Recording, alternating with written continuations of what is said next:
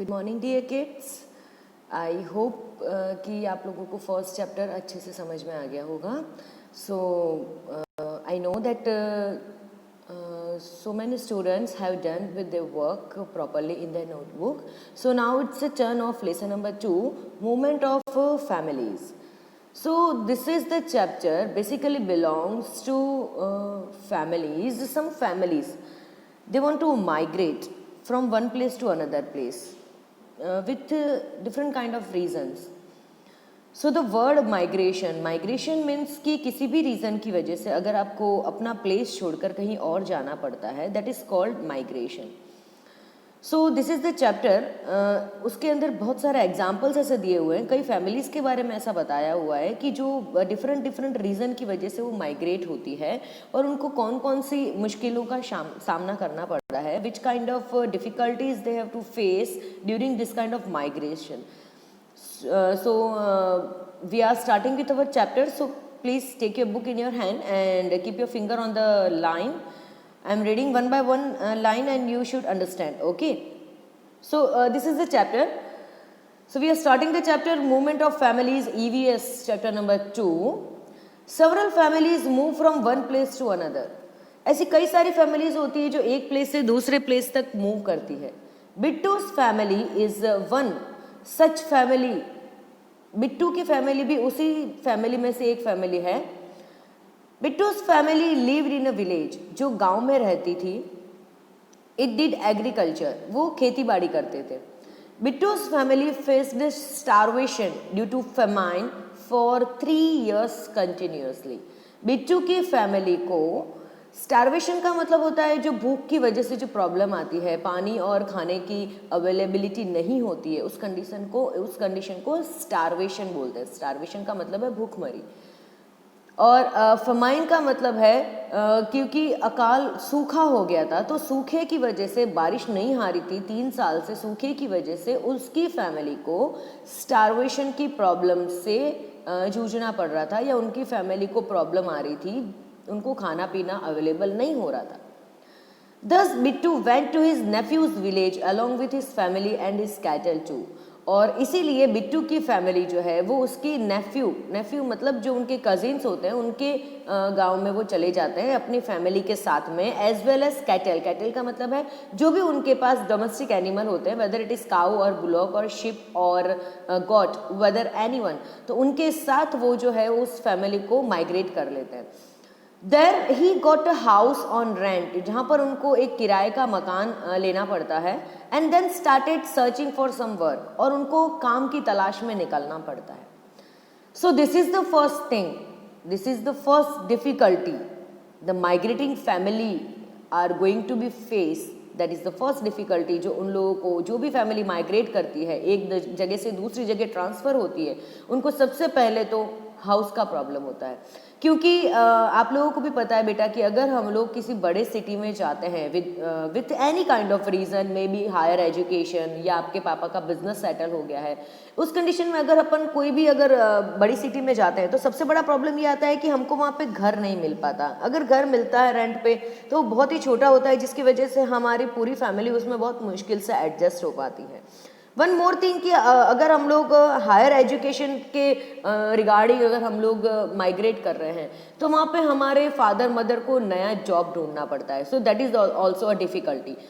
After some time he got work, कुछ समय बाद उनको काम मिल जाता है. So he lived there only along with his family, और वो वहाँ पे अपनी फैमिली के साथ रहते हैं.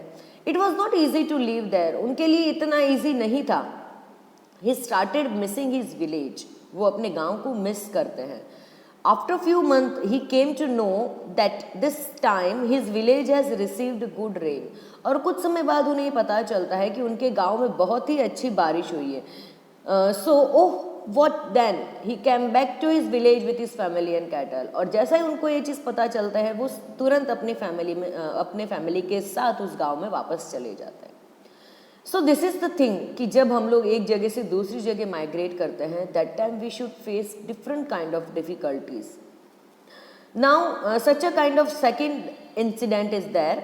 Sameer, who had a family, small family including his wife a son and a daughter. ऐसे ही समीर नाम का एक है इंसान जिसकी फैमिली है, उसकी वाइफ है फैमिली में, उसका एक बेटा है और उसकी एक बेटी है।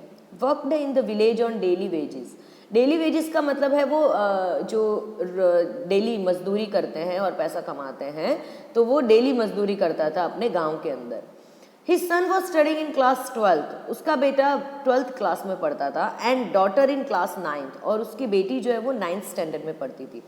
When his son passed his board examination, जब उसके बेटे ने बोर्ड एग्जामिनेशन पास कर दिया, he had to send him from the village to get higher education। उसको ऐसा लगा कि अब मुझे अपने बेटे को हायर एजुकेशन के लिए शहर भेजना चाहिए या कहीं और ट्रांसफ़र करना चाहिए।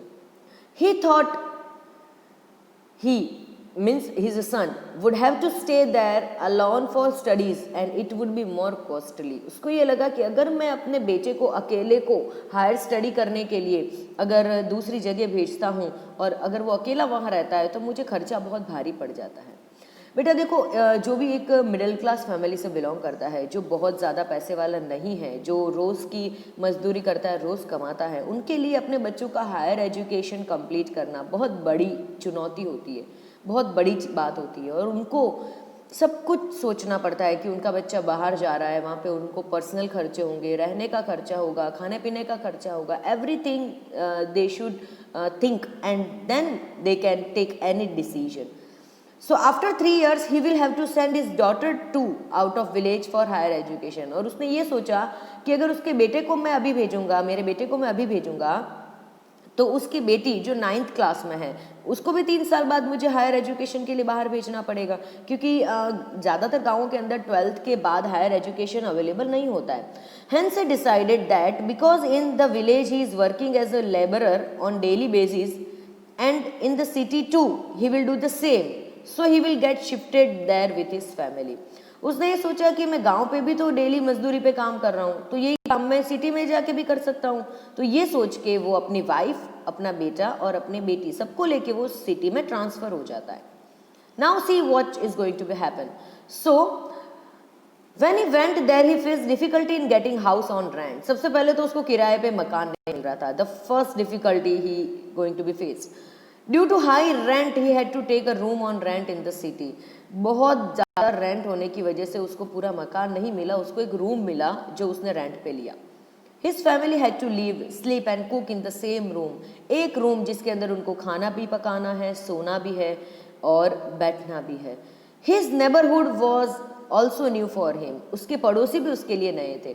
ये चीज़ भी बहुत मायने रखती है। जैसे बेटा आप लोग अपने ननियाल जाते हो, अपने कजिन्स के घर जाते हो, तो आप लोग जहाँ पे डेली रहते हो तो आपके जो नेबर्स होते हैं वो भी आपसे बहुत अच्छे से नोन होते हैं। जबकि आप बाहर जाते हो तो वहाँ पे आपके लिए नेबर भी नया होता है, तो वहाँ पे भी आपको सेटल होने में थोड़ा टाइम लगता है। He had to put more effort to meet his daily needs also। उसकी जो रेगुलर की जो ज़रूरतें थी, जो दिन की हर रोज़ की जो ज़रूरतें थी, उसको भी पूरा करने में उसको बहुत ज़्यादा प्रॉब्लम आ रही थी। City being costlier, he worked in the day as a labourer. क्योंकि सिटी में रहना बहुत ज़्यादा कॉस्टली हो जाता है, उसकी वजह से उसको He worked in the day as a laborer। वो मजदूर की तरह दिन में काम करता था, and as a security guard in the night। और वो नाइट में सिक्योरिटी गार्ड की तरह काम करता था। So he decided to go back to his village at the completion of education of his children। और ये सब डिफ़िकल्टीज़ को देखते हुए उसने ये सोचा कि मुझे अपने बच्चों की स्टडी कंप्लीट हो जाने के बाद वापस गांव चले जाना चाहिए। You might have seen around you that some children have to leave their homes for higher education। आप लोगों ने भी कई बार देखा होगा कि कई फैमिली अपने बच्चों के हायर एजुकेशन को कंसर्न करते हुए, उनको ध्यान में रखते हुए वो माइग्रेट हो जाती है, कहीं और सेटल हो जाते हैं। They live in a hostel और गेट अ रूम। कई बार बच्चे हॉस्टल में रहते हैं या रूम लेके रेंट पे for the studies eight other place, दूसरी जगह पे वो इस तरीके से रहते हैं। सो यहाँ पे मैंने आप लोगों को हाफ लेसन जो है वो एक्सप्लेन किया है, and this is the rest of the half lesson. I will explain you in my next session, in my next video. One more thing that I want to explain, that whenever you send the work on Google Classroom, please mention your name, and one more thing, in given interval of time you should submit the work, whether it is 24 hour, whether it is 30 hours, जितना भी time आपको मिलता है, 1 day और 1.5 day, उसी time के duration में आपको वर्क सेंड करना है। वन मोर थिंग, इस लेसन के क्वेश्चन आंसर में जो पहले प्रोवाइड कराए गए थे, हो सकता है उसमें थोड़ा सा डिफरेंस हो। सो अगर आपने सेकंड चैप्टर का वर्क कर रखा है, then do check the work, cross check करना वर्क को। मैं आपको 5 to 6 क्वेश्चन आंसर प्रोवाइड कर रही हूँ। ये क्वेश्चन आंसर आपको PDF में प्रोवाइड करूँगी। That question answer you should note down in your notebook and send me as your homework to the Google classroom. Thank you.